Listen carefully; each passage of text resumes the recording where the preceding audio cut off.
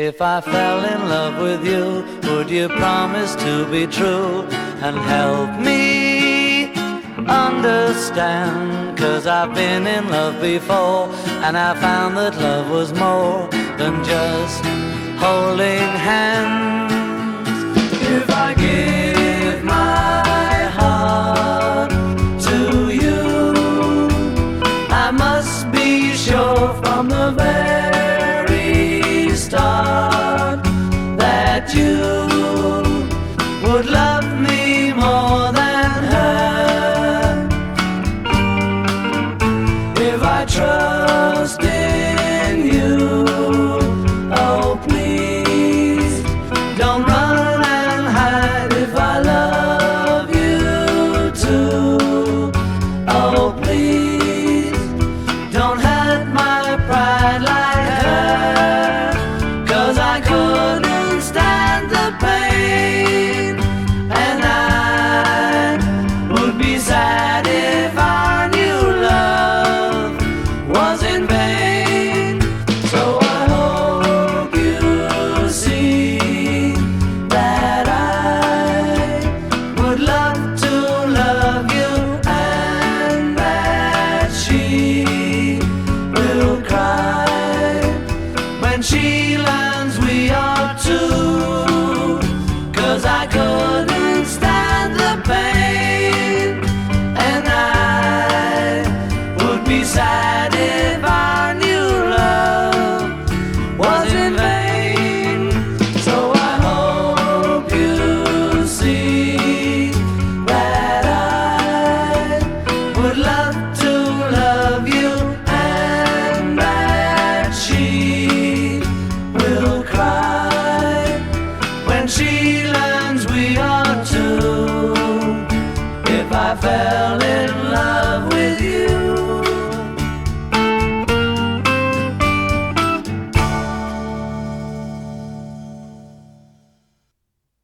All right. What a beautiful song. This song is really all about the melody and the harmony. The vocals are just awesome. They're gorgeous. It's such a beautiful line. The melodic line is so wonderful. The chords are amazing. The harmonic progression, like just it's all about that. It's such a great little tune. It's such a fun tune. It's such a complete tune. It's so unique. It's just wonderful. Classic Beatles fashion. Every member of the band seems to contribute exactly what the song needs. George is so good at that. Ringo's so good at that. I mean, they're just all doing exactly what it needs. Props to the band for just putting all the right ingredients together to come up with something so perfect, so wonderful. I love this song. Love this music. Love this album. Just as I've done just a couple from Hard Day's Night. It's hard not to pick this as my very favorite album. They're just on fire on this album. Everything is just so good. It's just such great music. So let's talk a little bit about these drums, the drumming that Ringo does. First of all is the fill. Now, just listening to this, I want to play the fill like this with two hands, but I don't think it is. I actually think that you can hear, if you listen closely into the broken down version of just drums, the hi-hat's in there. And I think you can tell from the way that the notes are phrased, Ringo's doing this, which of course is the same fill he uses in My Life. That's his one fill in that tune as well, on like the bell of the ride and the snare drum, like this. So it's the same idea, and it shows up right here beforehand. So that's really, really cool, I think. That's the fill. There's nuance in the crashes. I think a lot of times people might hear this, oh, there's crash, and you just, which is so heavy-handed and just like, you got to chill a little bit. There's a lot of nuance in the way Ringo plays it. I suspect he's hitting the crash with the beat of his stick, like I was doing, and that's not super common in for a rock band. And then there is Ringo's awesome bass drum. Man, Ringo's a master of playing the bass drum. It is so good. The tone is so good. It's a round tone, and it's nice and medium and even. It's very consistent. The rhythm is consistent and the sound is consistent. I think it's perfect because you really don't notice it. You can't hear it a ton in the song. It's really just supporting it, and it's the kind of thing that if it wasn't there, you'd probably notice, hey, there's really no kick in this tune at all. But it doesn't stick out in any way, and it just is perfect there, making a foundation for all the beautiful chords and melodies to just rest right on top of. So it's wonderful, and that's a bit of a challenge to play the bass drum with that kind of nuance. So I did my best there. I'm positive he's not slamming the beater into the head. So maybe for those of you out there that are not drummers that don't know, there's a lot of discussion about the technique you use to play the bass drum, and a lot of rock drummers will play every note they ever play with the beater just coming down and mashing into the head like this, which is great. It's a great sound. There's a lot of times I play that. It's one sound though, and it doesn't have to be the way you play all your notes. I really am convinced that in this tune, Ringo's playing with his heel down to allow the beater to come off the head. And there's a lot of nuance that I can hear right here, close to it in this room, in the difference of the sound. And I don't know how well the mics will pick that up and, how we'll get it to come through in the video. But if you listen to that deconstructed version of the tune with just drums, you can hear how warm and round the sound of the bass drum is. I think that's fantastic, and I love that. Also, with the bass drum, though, and this is one of the things to me that's a dead giveaway that this Ringo, because not a lot of it's Ringo-y in some ways, like the timekeeping is not very Ringo-y, which I'll get into in a sec. But the bass drum is. He's got his classic, 2 times in there where he doesn't keep the pattern. So he establishes his pattern, right, which is 2, 3, 4. And that goes the whole time except for 2 places. One of them, which comes right where John says the word pride, going into the first bridge. I wasn't even sure if that was a note Ringo was playing or if it was just weirdness I was hearing in the mix because of my tools deconstructing the track and whatnot. But there's no note on beat 3, and there is every other bar in the whole tune when he's playing a pattern. So I really think that there's just a weird bass drum note in there that comes in syncopated. It's the only bit of syncopation in the tune from Ringo. Why? Yeah, who knows? So I'm starting to wonder, does Ringo just really play by feel and he always just loses track once or twice a tune? Like, whoops, and just keeps on going and they just think it's cool to leave it in, or does he not notice? Or is he doing it on purpose? Is he like, I gotta fit in at least one place where I put a weird note? Like, I don't know. I could see either of those being true, any of those being true.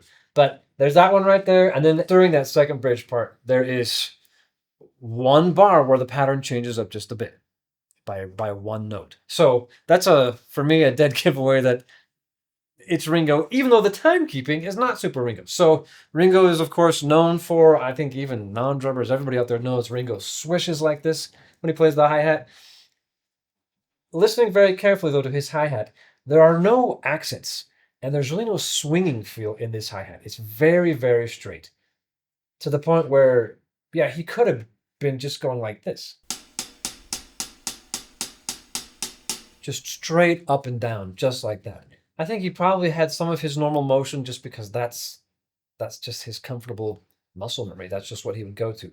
But he never comes down, I don't think, on the edge of the hats with the shaft of the stick, which if I hadn't thought about it and been deliberate, I would have done.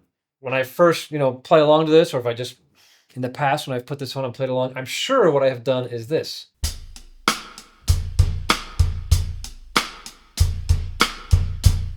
Just because that's what I've studied, and it's kind of been beaten into me academically that that's how you keep time in a rock tune.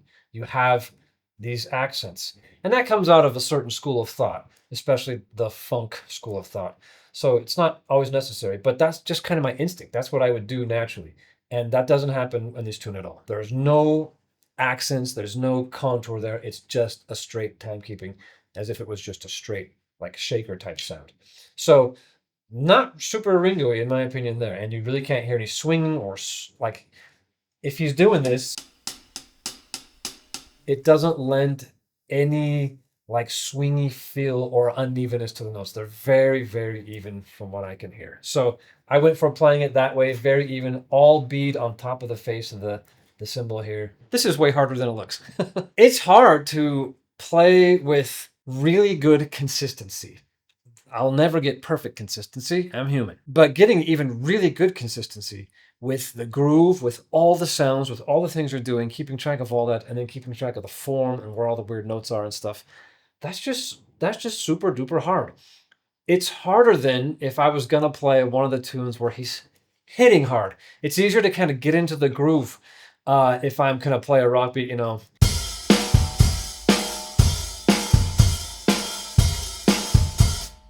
I think having all the extra motion and muscle memory kind of kicks in, and it's helpful. And that's maybe why drummers and a lot of musicians do that kind of thing. A lot of pianists do this kind of thing. They put all kinds of motion that I think you sometimes wonder, is that doing anything? Do they have to do that with, do they have to move around so much or flail their arms or do whatever? But it helps to have some continuous motion because it helps you get into that groove. It's a continuous movement thing. So doing it so sparsely and playing softly and so nuanced is difficult. It's just straight up difficult to play slow and soft and have very consistent notes. So this one was tough. This one was tough to play. It was a lot of takes before I could get one that I thought that's really represents the spirit of what Ringo did and does. I hope you like my version of this. I love this tune. Hope you enjoyed it. The Beatles were so great. And Ringo Starr's the man. I'll catch you on the next one.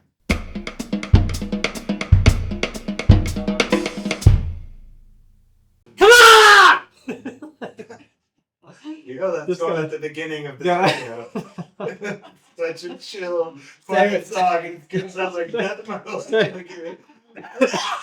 Just gotta like, I need that, I guess. I just gotta pump myself up with like a, like, come on!